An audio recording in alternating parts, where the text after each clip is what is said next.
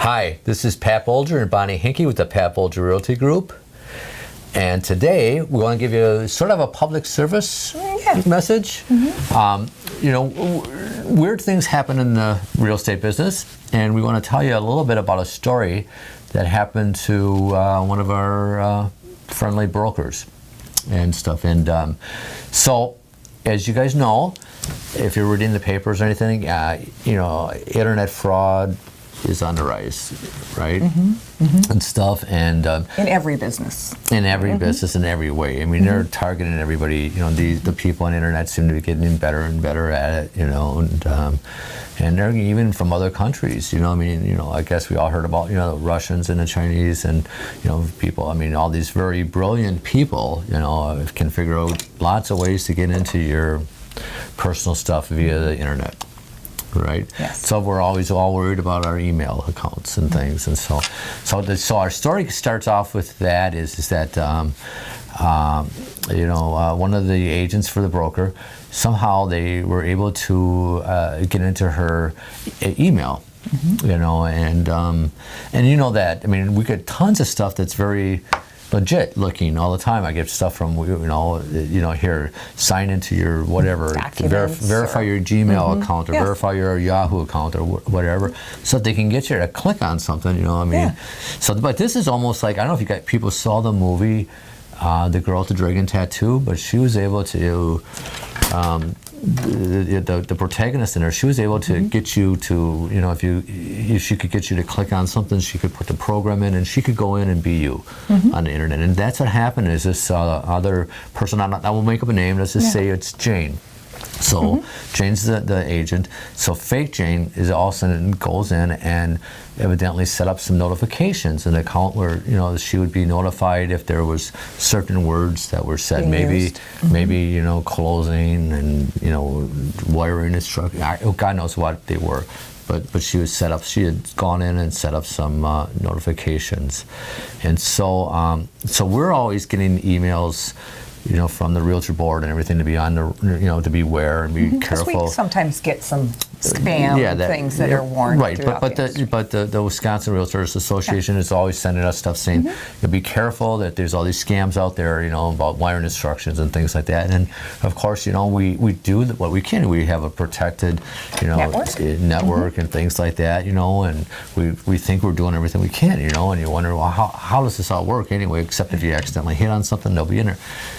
So it's interesting how it kind of worked was that, so the closing's coming up, and this particular bank, I guess, was in Indiana, and they're closing, of course, here in Milwaukee, and it's a cash transaction, and stuff, and it was for a good-sized amount of money. It was like $1 million, and so somewhere along the line, did I say her name was Jane? Fake Jane sends the buyer wiring instructions via an email, so. Which we would never have, or so your realtors typically don't get involved in this. I mean, the closing company, usually will be involved with providing wiring instructions to the buyer, and then be like password protected, and then they'll give those to their bank, and then there's certain protocols that happen as the banks then evidently will call if they're doing their due diligence. One of their protocols is that they'll call the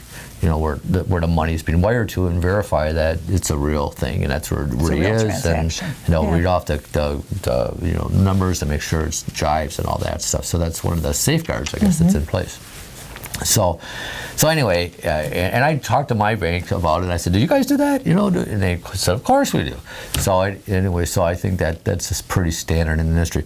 So all of a sudden, fake Jane gets the wire instructions to the buyer. The buyer goes to the bank, her bank, and gives them the wiring instructions. And this is the first kind that kind of comes up is the banker goes in Indiana, says, "Why are we sending the money to a bank in California if you're closing in Milwaukee?" But doesn't really think much more. That just mentions it, but doesn't do anything. So maybe a red flag, but not really all and out.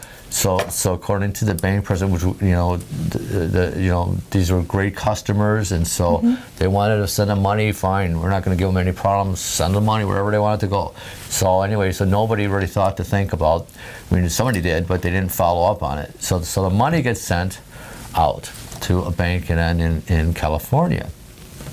Okay, so the next day, people get tipped off because all of a sudden, around noon or so, Agent Jane, fake Agent Jane, sends a email to the title company, who's going to be dispersing the money and stuff, just doing a closing, saying closing is going to be delayed until Tuesday or Wednesday. It was supposed to close on Friday, till Tuesday or Wednesday. We'll notify you later. And of course, so fake. I mean, the trust company then. Or title company says to Jane, follows up with Jane, I think to her broker, and says, "Did you know about this?" And so questions get asked, and all of a sudden Jane says, "I never sent that," and they realize that something's amiss. Right. So then they call the bank in Indiana and find out that they've done the wiring instructions were bad, and on and stuff. So anyway, now. The hero of the story, though, however, silver lining is turns out to be the bank in California. They're supposed to put a protocol. They're supposed to put a hold on the money, and of course they did.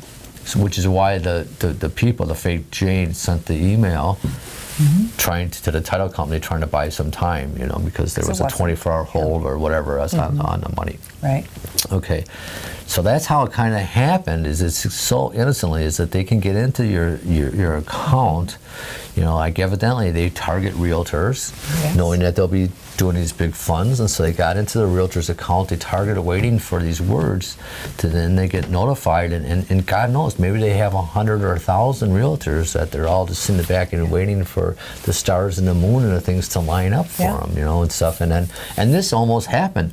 This dangerously almost happened. As the agent told me, is because they, through no fault of their own, their agent got hacked, or whatever, but the bank. The trusted bank in Indiana, didn't follow the protocol, let the money go, and if the bank in California, which, the agent, the broker told me, he says, geez, when I was talking to the bank in Indiana, I said, well, are they holding the money? And he says, well, yeah, we think so. I mean, they said they were, but, to us, if it was a good customer, we might not hold it. We might just let it go. Yeah. So anyway, so thank God that the hero of the story turned out to be the bank in California that did the right thing and followed the protocols, and the buyer's bank, actually, which was a pretty good sized bank, kind of dropped the ball, on things and stuff. So what's the takeaway on this? Well, bad stuff can happen. There's a lot of people out there trying to figure it out, right? We have gone to great lengths to try to sit there and protect our customers and their information and their data. We've done. We screen our vendors to make sure that they're doing all the precautions they are. We've upped our game since we started hearing about this to make sure that our network has gone to a different level even than what we were. We did have a secure network and we went to even another higher level. And we've always kind of even had instructions on our emails that we will never provide you with wiring instructions, and we try to give you a warning about it, things like that. But so we've tried always to be on the sort of the cusp of it. The good news, we talking to our IT guy, and one of the things he said to me, I said, well, Eric, are we doing everything we can? And he said, well, how secure is secure? He says, yeah, we're doing everything we can now, but it's constantly changing, so we'll have to constantly keep evolving and changing with it. But, and I think it's heightened our awareness of just hearing that, knowing that it's made it top of mind for all our agents that work for us and our vendors, and so we have great relationships, like you said, and it's it's just another level Sure. of. Well, a lot of agents got involved in this kind of stuff because they thought they were being customer service. Well, Yeah. I'll get in the middle of it. And we always thought that, no, that's, that's just one more chink in armor. We shouldn't be involved in this. We should stay away from it. Let that be between, because it's just one more.